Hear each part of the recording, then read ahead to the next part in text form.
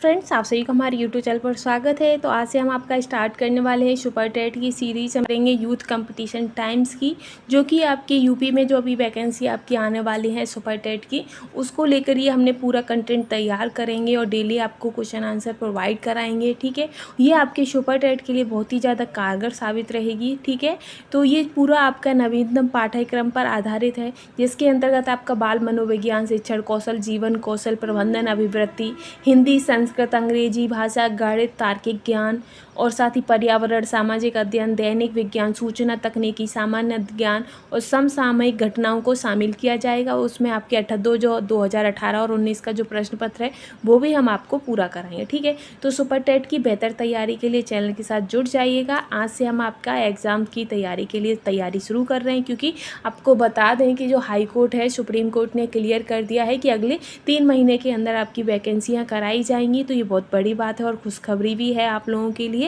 और जिसमें आपका जो सब्जेक्ट रहता है, तो उसमें जो आपकी किससे क्या क्वेश्चन रहते हैं, तो भाषा, हिंदी, अंग्रेजी से जो आपके सब्जेक्ट क्वेश्चन आते हैं वो 40 अंक आएंगे। ठीक है, विज्ञान से 10 क्वेश्चन आते हैं, गणित के 20 आते हैं, पर्यावरण सामाजिक अध्ययन के 10, शिक्षण कौशल के 10, बाल मनोविज्ञान के 10, सामान्य ज्ञान समसामयिक घटनाओं के 30 आते हैं, तार्किक ज्ञान के 5 आते हैं, सूचना तकनीकी के 5 आते हैं, जीवन कौशल, प्रबंधन एवं अभिवृत्ति से 10 क्वेश्चन आते हैं। तो इस तरीके के आपके पूरा जो कंटेंट रहेगा, हम चैप्टर वाइज और सब्जेक्ट वाइज आपका पूरा कोर्स कंप्लीट कराएंगे। साथ ही आपको एक बेहतर तैयारी देंगे। डेली आपको प्रैक्टिस सेट्स भी मिलेंगे, मॉक टेस्ट भी मिलेंगे और पूरा कंटेंट आपको फ्री प्रोवाइड कराया जाएगा। ठीक है फ्रेंड्स, साथ ही हम आपको बता दें कि अगर आप हमारे यूट्यूब चैनल पर पहली बार आए हैं तो प्लीज़ चैनल के साथ बने रहिएगा। और चलिए हम स्टार्ट करेंगे आज से।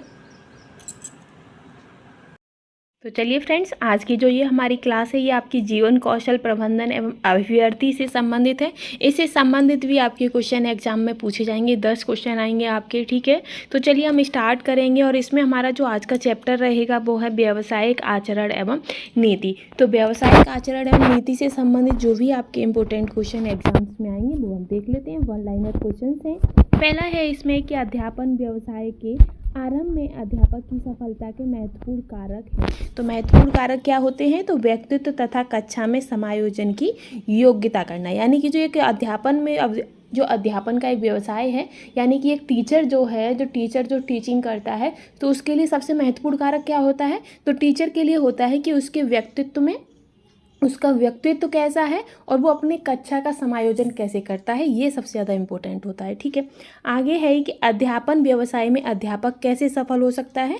तो जो एक अध्यापक है वो एक अच्छे व्यक्तित्व के द्वारा ही सफल हो सकता है। अगर उसका व्यक्तित्व अच्छा नहीं है तो वो अपने अध्यापन के कार्य में सफल नहीं हो पाएगा। ठीक है, आगे है कि जीवन कौशल हेतु शिक्षा की आवश्यकता क्यों है। तो जीवन में जो चुनौतियों का सामना हमें करना पड़ता है, तमाम तरीके की चुनौतियाँ होती हैं, हर तरीके की चुनौतियाँ होती है। जीवन को अच्छे तरीके से जीने के लिए जो है हमें शिक्षा या जीवन कौशल की बहुत ही ज़्यादा इंपॉर्टेंट होती है, और उसके लिए हमें शिक्षित होना बहुत इंपॉर्टेंट होता है। ठीक है, आगे है कि जीवन कौशल शिक्षण जीवन में चुनौतियों का सामना कैसे करता है। तो जो जीवन कौशल है वो कैसे हमारे जो शिक्षण में जो जीवन कौशल है वो जो हमारे जीवन में जो चुनौतियां होती हैं उसको कैसे सामना करेगा, तो प्रभावशाली ढंग से हम उसको सामना कर सकते हैं। ठीक है, आगे बढ़ेंगे हम। तो आगे है आपका कि व्यावसायिक शिक्षा के प्रमुख उद्देश्य कितने हैं। तो व्यावसायिक शिक्षा के जो आपके उद्देश्य हैं प्रमुख, वो आपके 5 प्रमुख उद्देश्य होते हैं। ठीक है, आगे रहेगा कि बेरोजगारी की समस्या से मुक्ति किस शिक्षा का उद्देश्य है। तो बेरोजगारी की शिक्षा जो है, बेरोजगारी है जो आपकी समस्या जो है, उसकी मुक्ति हम कैसे पा सकते हैं, उसका उद्देश्य किसका है, तो वो हमारी व्यावसायिक शिक्षा का है। ठीक है, आगे है कि शिक्षा की परंपरागत अवधारणा में परिवर्तन उद्देश्य है। तो परिवर्तन उद्देश्य क्या है, तो व्यावसायिक शिक्षा। ठीक, नेक्स्ट है कि व्यावसायिक शिक्षा का प्रमुख उद्देश्य क्या है। तो व्यावसायिक शिक्षा का प्रमुख उद्देश्य आपका आर्थिक विकास है। ठीक है, आगे रहेगा कि व्यावसायिक आचरण क्या है। तो व्यावसायिक आचरण है आपका नैतिकता का स्वरूप जो व्यावसायिक प्रक्रिया में उत्पन्न हुए हो। क्या, नैतिकता का ऐसा स्वरूप जो व्यावसायिक प्रक्रिया में उत्पन्न हुआ हो। ठीक है, आगे चलेंगे तो आगे है आपका कि नीति शास्त्र नीति शास्त्र में व्यावसायिक आचरण के कौन कौन से तत्व सम्मिलित हैं? तो नीति शास्त्र में कौन कौन से तत्व सम्मिलित हैं? तो नीति शास्त्र में जो व्यावसायिक आचरण के वे तत्व सम्मिलित हैं जो नियोक्ता और कर्मचारियों के मध्य संबंध से जुड़े होते हैं। कैसे? जो नियोक्ता होते हैं और कर्मचारी होते हैं उनके मध्य जो संबंध होता है उनसे जुड़े हुए होते हैं। ठीक है, आगे है कि नियोक्ता और कर्मचारी में संबंध तथा रोजगार अनुबंधन की श्रृंखला आती है। तो कौन सी श्रृंखला आती है? तो नीति शास्त्र के व्यावसायिक आचरण की श्रृंखला आती है। फिर आएगा कि व्यावसायिक आचरण नीति में महत्वपूर्ण तत्व हैं। तो महत्वपूर्ण तत्व कौन से हैं? तो वो आपके बौद्धिक ज्ञान संपदा। ठीक है, आगे बढ़ेंगे। तो नेक्स्ट है आगे आपका कि व्यवसाय जो व्यक्ति का जो बौद्धिक स्तर ही उसे व्यवसाय के चयन में सहायता देता है, यह किसके अंतर्गत आता है? यानी कि आप जो हमारा व्यक्ति है, यानी कि जो हमारा IQ लेवल है या हमारा जो बौद्धिक स्तर है, हम उसी के अकॉर्डिंग ही तो हम बताते हैं कि अब वही डिसाइड करते हैं कि हमें किस लेवल पर जाना है, किस व्यवसाय में जाना है। यानी कि हम शिक्षक बनना चाहते हैं, आपका जो बौद्धिक स्तर है उसी से तो आप पता कर रहे हो कि हाँ हमें सुपर टेट देना है और सुपर टेट दे के हमें टीचर बनना है और टीचर बन के हमें बच्चों को पढ़ाना है। तो ये कहाँ से? तो आप ये अपनी बुद्धि से सोच रहे हो। वैसे ही कोई बैंकिंग की लेवल में जाना चाहता है तो कोई फोर्स में, तो इसी तरीके से होता है। ठीक है, आगे बढ़ेंगे नेक्स्ट क्वेश्चन पर। नेक्स्ट रहेगा कि समाज के नीतियों के पालन में महत्वपूर्ण योगदान देता है। तो समाज की जो नीतियां होती हैं तो उनके पालन में महत्वपूर्ण योगदान कौन देता है? तो व्यावसायिक आचरण की नीति देती है। ठीक है, आगे रहेगा कि व्यावसायिक आचरण की नीति के प्रमुख कितने सिद्धांत हैं? तो आपके 7 सिद्धांत हैं। और 7 सिद्धांत कौन कौन से? तो सच्चरित्रता है, वास्तुपरकता है, गोपनीयता, सक्षमता, उत्तरदायित्व, ईमानदारी, नेतृत्व। ये सभी आपकी व्यावसायिक आचरण की नीति की नीति जो है उसके प्रमुख सिद्धांत है। ठीक है, आगे हम बढ़ेंगे, इसी सीरीज में चलेंगे नेक्स्ट पर। तो नेक्स्ट है कि गोपनीय, ईमानदारी, सक्षमता, नेतृत्व किस आचरण के प्रमुख सिद्धांत हैं? तो ये आपके व्यावसायिक आचरण के प्रमुख सिद्धांत हैं। ठीक है, व्यावसायिक आचरण नीति का संबंध किससे है? तो नैतिकता से है। ठीक है, अब है कि किस किताब में उन्हीं मानदंडों का प्रयोग हुआ है जो व्यावसायिक आचरण से जुड़े हैं? तो वो आपके व्यावसायिक आचरण संहिता यानी कि नीली किताब है। ठीक है, नेक्स्ट है कि जब किसी व्यक्ति या संस्था द्वारा किसी कार्य को मूल रूप से तैयार किया जाता है तो उस दस्तावेज पर उसका बौद्धिक अधिकार हो जाता है। इसे क्या कहेंगे? तो इसे हम कॉपीराइट कहते हैं। क्या कहते हैं? कॉपीराइट कहते हैं। ठीक है, फिर आएगा कि लेखन कार्य, व्याख्या, नाटक आदि का भौतिक रूप से संग्रह उसे बौद्धिक अधिकार दिलाता है एवं स्वतः उसे प्राप्त होता है। तो स्वतः उसे प्राप्त होगा वो क्या है? तो कॉपीराइट हो जाएगा। ठीक है, फिर है कि व्यावसायिक नीति संहिता मानदंड पुस्तिका कहलाती है। तो वो पुस्तिका क्या कहलाती है? जो उसकी संहिता मानदंड पुस्तिका जो होती है वो उसका ब्लू पुस्तिका कहलाती है। ठीक है, नीली किताब। आगे बढ़ेंगे हम। आगे है आपका कि व्यावसायिक नीति अनुपालन की आवश्यकता किस शर्त की कितनी शर्तें हैं? यानी कि जो व्यवसायिक नीति अनुपालन, इसमें एक तरीके से आपके प्रकार ही पूछे कितनी शर्तें हैं? तो 7 शर्तें होती हैं। वो 7 शर्तें कौन कौन सी हैं? यानी कि सहयोग होना चाहिए, सद्भावना भी होनी चाहिए, ईमानदारी होनी चाहिए, जिम्मेदारी होनी चाहिए, सहयोगियों की सुरक्षा एवं कल्याण भी होना चाहिए, कानूनों का भी पालन करना चाहिए और विश्वसनीयता भी होनी चाहिए। ये सभी शर्तें हैं। ठीक है, आगे बढ़ेंगे हम नेक्स्ट पर चलेंगे। जब किसी बौद्धिक संपत्ति को नियमों का उल्लंघन कर अन्य व्यक्ति द्वारा उपयोग किया जाता है तो उस व्यक्ति का कार्यवाही की जाती है। तो उस व्यक्ति पर कैसी कार्रवाई होगी? तो दंडात्मक कार्रवाई होगी। ठीक है, नेक्स्ट है कि व्यावसायिक आचरण संहिता किन सिद्धांतों को व्यक्त करती है? तो जो व्यावसायिक आचरण संहिता है वो उन मामलों में दिशा निर्देश का कार्य करती है जहां कोई नियम नहीं है या नियम अस्पष्ट है। यह नीति पालन में आवश्यक तत्व है। ठीक है,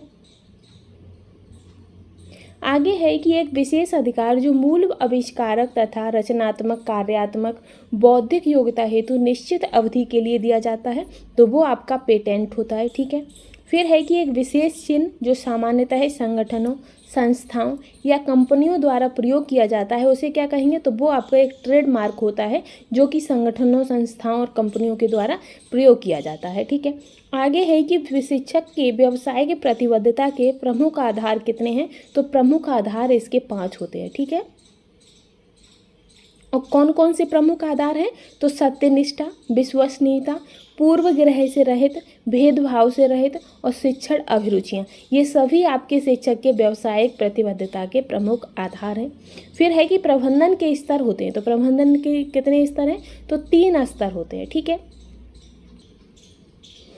आगे है आपका कि प्रबंधन के स्तर कौन कौन से, 3 स्तर तो होते हैं, ये तो क्लियर है, लेकिन कौन कौन से होते हैं, तो उच्च स्तरीय होता है, मध्य स्तरीय होता है और पर्यवेक्षीय तथा प्राचलन स्तर होता है। तो 3 स्तर होते हैं आपके, ठीक है। फिर है कि एनसीईआरटी द्वारा कितने मानवीय मूल्यों का उल्लेख किया गया है, तो एनसीईआरटी के द्वारा 80 मानवीय मूल्यों का उल्लेख किया गया है, ठीक है। और नेक्स्ट है कि संविधान में अनुच्छेद 15 किस मूल्य से संबंधित है, तो जो अनुच्छेद 15 है वो आपका धर्म, वंश, लिंग, जाति और जन्म स्थान के आधार पर विभेद से संबंधित है, ठीक है। फिर है कि दंड मुक्त बचपन क्या है, यानी कि दंड मुक्त बचपन, तो 1 अप्रैल 2010 में शिक्षा का अधिकार कानून लागू हुआ था, जो कि स्कूली बच्चों को दंड मुक्त शिक्षा देने का अधिकार था। दंड यानी कि जब पहले क्या होता था कि जो स्कूलों में बच्चे पढ़ते थे और बच्चा कोई काम नहीं करता था तो उसके जो टीचर होते थे वो बच्चों की अच्छे से सुताई कर देते थे, खूब पीटते थे। लेकिन अब ऐसा नहीं है, अब अगर आप बच्चे को गैर कानूनी तरीके से उसे पीटते हो, हाँ थोड़ा बहुत दंड है जो सकारात्मक दंड है वो देते हो तो कोई बात नहीं, लेकिन अगर आप उसे फिजिकली टॉर्चर कर रहे हो या मेंटली टॉर्चर कर रहे हो तो वो बहुत ही आपके लिए भारी पड़ जाएगा। तो ये आपका कब लागू हुआ था ये नियम, तो ये आपका 1 अप्रैल 2010 को लागू हुआ था, ठीक है। फिर आता है कि शिक्षक संसाधन प्रदाता के रूप में कौन से कार्य करता है, तो वो क्या करता है कि शिक्षक के संसाधन सुविधा प्रदाता के रूप में अपने संस्थानों को साझा करके छात्रों तथा सहकर्मियों को अनुदेशन सामग्री प्रदान करने का नेतृत्व करता है, ठीक है।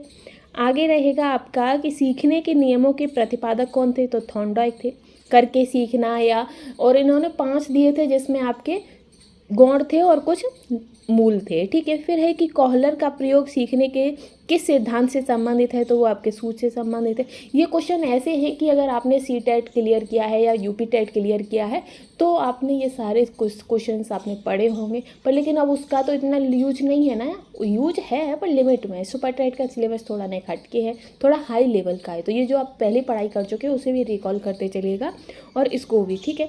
आगे है कि संवेदी स्मृति होती है, तो जो संवेदी स्मृति होती है यानी कि मेमोरी वो आपकी 4 सेकंड की होती है, ठीक है। फिर है कि व्यावसायिक शिक्षा से विकास होता है, तो संबंधों का विकास होता है। व्यावसायिक शिक्षा व्यक्ति को जोड़ती है किससे, तो समाज से जोड़ती है, ठीक। थ्रस्टन और लिकर्ट किसके मापन से संबंधित हैं, तो ये अभिव्यक्ति के मापने से संबंधित है, ठीक है। आगे रहेगा आपका नेक्स्ट कि गांधी जी ने शिक्षण में किस पर अधिक बल दिया था, तो गांधी जी ने व्यावसायिक शिक्षा पर अधिक बल दिया था। गांधी जी का मानना था कि कम से कम बच्चे को इतना तो ज्ञान होना चाहिए, इतना तो उसे शिक्षण उसे प्राप्त होना चाहिए कि कम से वो अपनी जो रोज़मर्रा की जो ज़िंदगी है उसमें वो उसका यूज कर सके, ठीक है। आगे है कि व्यावसायिक शिक्षा बालक के संपूर्ण भविष्य के लिए आवश्यक है, यह कथन किसका है, तो ये कथन आपके महात्मा गांधी जी का था। वर्तमान में बच्चों की निःशुल्क शिक्षा के लिए कहा गया है, तो समावेशी शिक्षा के लिए, ठीक है। तो ये तो आपके आज के क्वेश्चनों से कंप्लीट हो गया। नेक्स्ट टॉपिक जो आपका रहेगा वो प्रेरणा से संबंधित रहेगा, ठीक है। आई होप आपको वीडियो पसंद आई होगी। अगर वीडियो पसंद आई है तो प्लीज़ चैनल के साथ बने रहिएगा और हमें सपोर्ट जरूर करिएगा। आज के लिए बस इतना ही। Thanks for watching.